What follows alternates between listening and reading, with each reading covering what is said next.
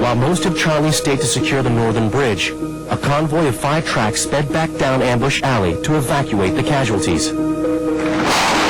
Minutes after setting off, one of the tracks was hit.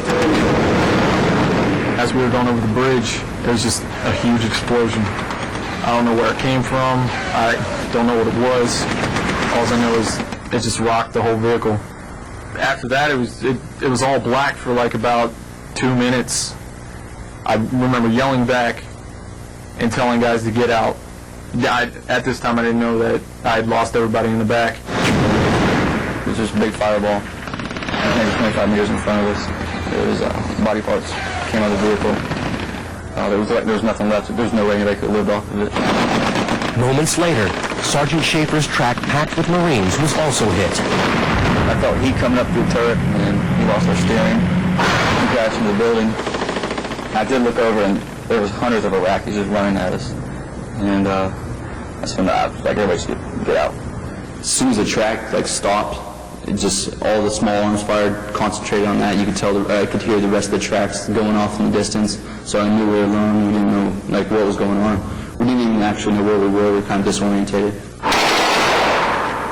Marines escaping the burning vehicles found themselves caught in the firestorm of Ambush Alley with no cover.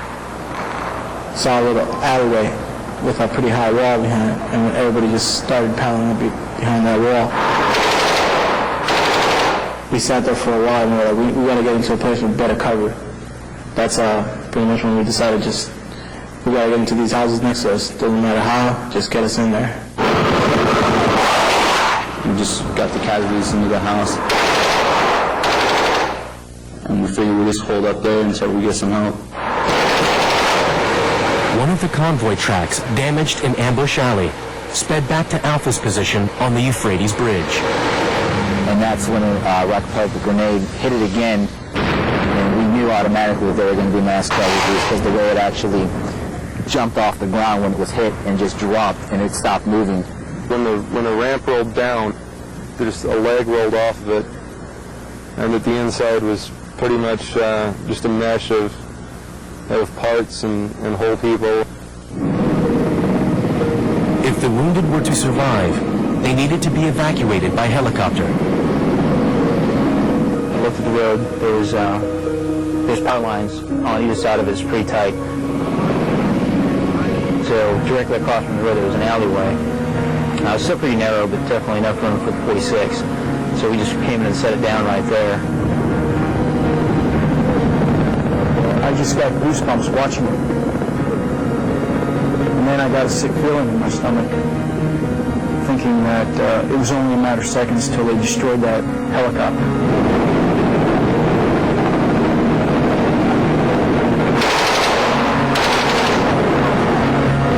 The fighting had been going on for nearly 3 hours.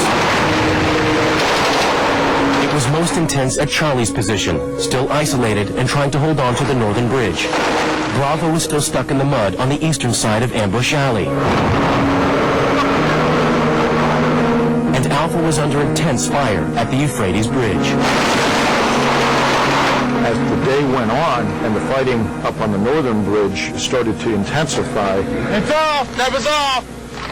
There we came into a little bit of fog of war. We knew there was a big fight on, but it was very difficult to get true clarity on exactly the number of our casualties. At the north end of Ambush Alley, Marines from Charlie were still holed up in the house, surrounded by Iraqi fighters. We thought we were from the beginning because our lieutenant wasn't there, staff sergeant wasn't there. It was pretty much a squad mentality. Pretty much, it was just pretty much we have to take care of our own. I was scared to death. In the beginning, it was we're all confident. Yeah, these guys were winning. As soon as you start seeing the first guys get hit, it's sinking feeling we might not make it. It was more scary. I want to go home. I ain't gonna lie. I don't care. You can put the bravest guy in that situation. I think he'll break down and he'll be scared also.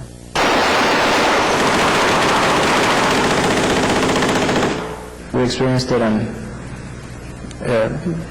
it changed us all forever. With no radio communications or orders from higher up, Alpha at the Euphrates Bridge decided to act. I began to realize that the longer we sat there, probably the more dire the situation would be.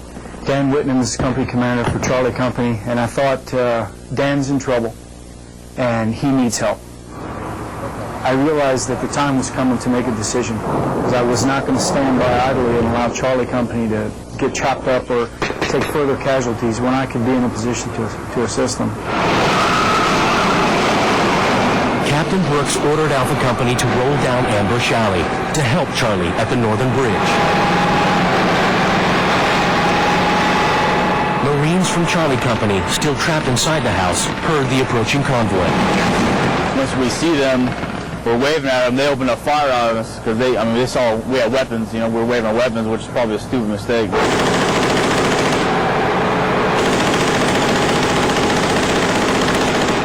Luckily, they didn't get nobody. It was pretty, like, we got some communication by waving at them or whatever.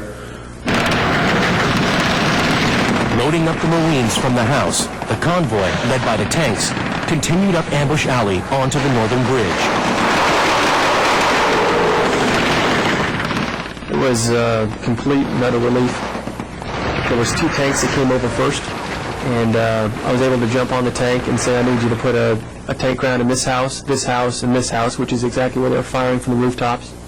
You're up there for a couple hours wondering what's going to happen and why doesn't anyone know where we are, and then you keep hoping that the tanks are going to come over the bridge and reinforce your position, and when they finally do, it was something I'm not going to forget. And almost as soon as those tanks pushed over the bridge, it was silent. The mortar fire that we're taking, the heavy machine gun fire, the RPGs, it all stopped. As evening fell, the battalion moved north of Nasiriyah to reorganize and care for the wounded. You could tell they fought hard. The guy with the Dan Whitman, he had blood all over him. A lot of the Marines had blood all over them from other Marines. You know, they were cut, they were beat up.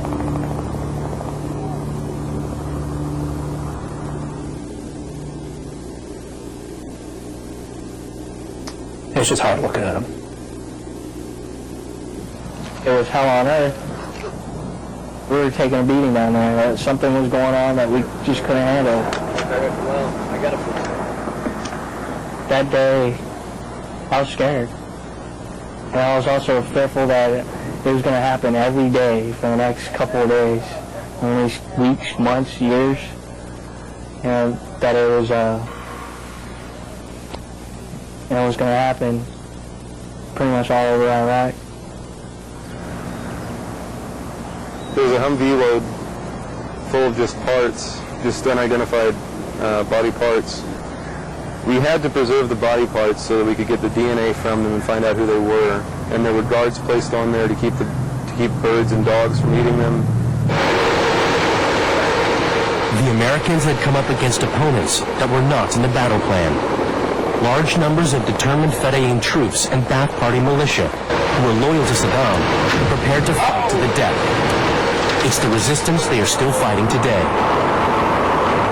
I think we underestimated their willingness to fight on the part of the Fedayeen. There are questions we had at the battalion and company level that we never had answered. There's a lot of things I would have liked to know more about. You know, the result was we ended up doing things the way we did them. You know, hindsight being 20/20, there's things we certainly would have done differently. The Marines took and kept those bridges that day, but at a terrible cost. 18 Marines from Charlie Company died, the biggest single U.S. loss during the war. Kevlar helmets and body armor saved many others, but couldn't prevent horrific injuries. There's been a day that has passed since, or will for the rest of my life, that I don't think about the potential that those Marines had. And regret that I feel and the company feels, I think as a whole, that we weren't able to bring everyone back.